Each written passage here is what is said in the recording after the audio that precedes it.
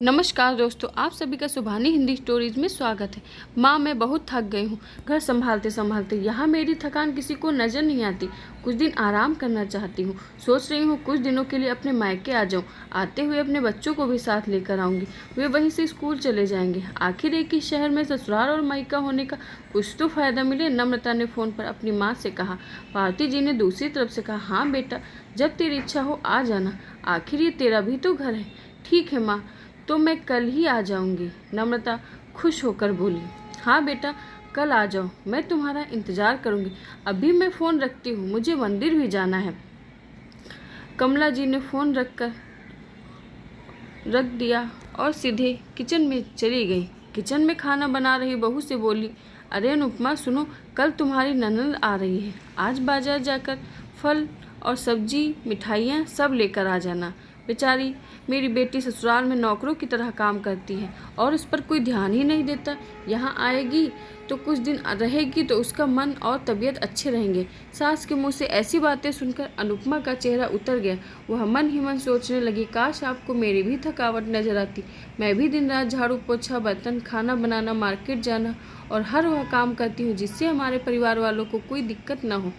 काश आप मुझ पर भी ध्यान दे पाती। आपकी बेटी तो जब मन में आता है तब यहाँ आ जाती है, लेकिन मैं साल में एक ही बार अपनी माँ के पास जाती हूँ, तब भी आपको प्रॉब्लम होती है। मैं भी इंसान हूँ, मेरा भी मन है। मुझे भी लगता है अपनी माँ के पास जाकर थोड़ा सा आराम करूँ, सुख दुख की दो चार बातें करूँ, अपना मन हल्का करूँ। भगवान, अब तुम ही कुछ करो ताकि मेरी सास की आंखें खुलें और उसे मेरी थकावट भी नजर आए।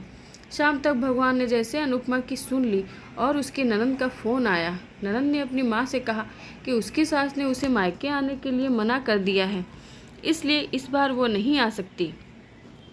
पार्वती जी बोली, ऐसे कैसे मना कर दिया?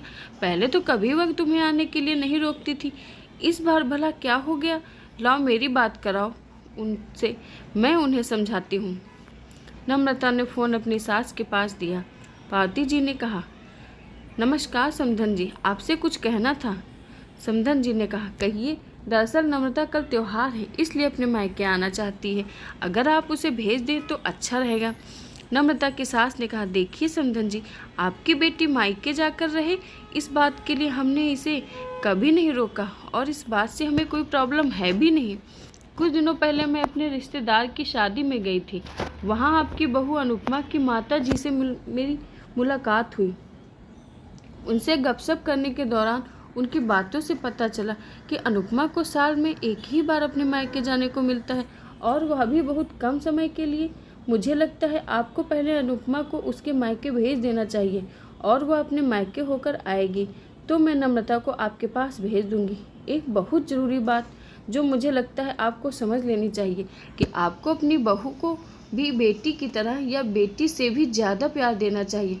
उसे भी मायके जाने की इच्छा होती होगी। हो सकता है नम्रता के वहाँ आने से उसकी अवभगत करने के लिए आप उसे उसके मायके नहीं भेजती होंगी, या फिर वह आपसे कुछ कहने से भी डरती हो। अगर आप उसको घर में एक कैदी बनाकर रखेंगी तो एक दिन ऐसा आएगा जब वह आपके खिलाफ बोलने लगेगी, फिर वह आपकी सुनेगी भी नहीं और जब चाहे तब अपने मायके जाएगी। ऐसी परिस्थिति आए, इससे अच्छा है कि आप ही कुछ बदलाव अमल में ले आएं जिससे आपका रिश्ता और रिश्ते की मिठास खराब न हो। पार्वती जी को अपने समधन की हर एक शब्द में सच्चाई नजर आई। उन्हें महसूस हुआ कि उन्होंने अपनी बेटी के प्यार में अंधे होकर कभी भी अपनी बहू के मन का विचार नहीं किया। उन्होंने हमेशा ही अपनी बेटी को अपनी बहू से ऊपर रखा है।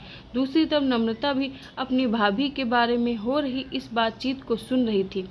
उसने भी रियलाइज़ किया कि वह कभी भी अपनी भाभी के साथ ठीक से बात नहीं करती और जब जब वह अपने मायके जाती है तो भाभी थोड़ा उदास रहती हैं। पार्वती जी ने अपनी बहू को बुलाया और उसे कहा, अनुपमा, कुछ दिनों के लिए नम्रता नहीं आने वाली है, इसलिए पहले तुम अपने मायके होकर आ जाओ। यह सुनते ही अनुपमा का चेहरा खिल गया, क्योंकि वह पहली बार था जब उसकी सास ने सामने से उसे अपने मायके जाने के लिए कहा था। अगले दिन अनुपमा अपने मायके गई और इस बार एक दो दिन के लिए नहीं, पूरे हफ्ते भर रहकर आई। अपनी माँ से, बाप से, अपने रिश्तेदारों से मिलकर आई और जब वह लौट कर आई तो उसका चेहरा खिला हुआ था, उसकी आंखें चमक रही थी। अनुपमा के आने के बाद नम्रता भी अपने मायके आई और इस बार वो खुद सामने से अपनी भाभी से खुशी खुशी मिली और अच्छे से बात की। नम्रता ने अपनी माँ से बात करके उन्हें भी अच्छे से समझने मदद की कि वह कहीं न कहीं अनुपमा के साथ गलत व्यवहार कर रही थी। दूसरी तरफ अनुपमा अपने ससुराल वालों के बदले रवैये से बहुत खुश थी। अब वह खुशी खुशी सबका ध्यान रखती और हर काम प्यार से करती। वह ध्यान रखती कि कोई भी ऐसी बात या काम न करे जिससे घर में तनाव का माहौल पैदा हो। पार्वती जी अपनी बहू को खुद ही समय समय पर मायके भेज दिया करती। एक छोटे से बदलाव ने सास और भाभी ननद के बीच की कड़वाहट को दूर कर दिया और रिश्तों को और भी ज़्यादा मीठा और मजबूत बना दिया। आपको हमारी कहानी कैसी लगी?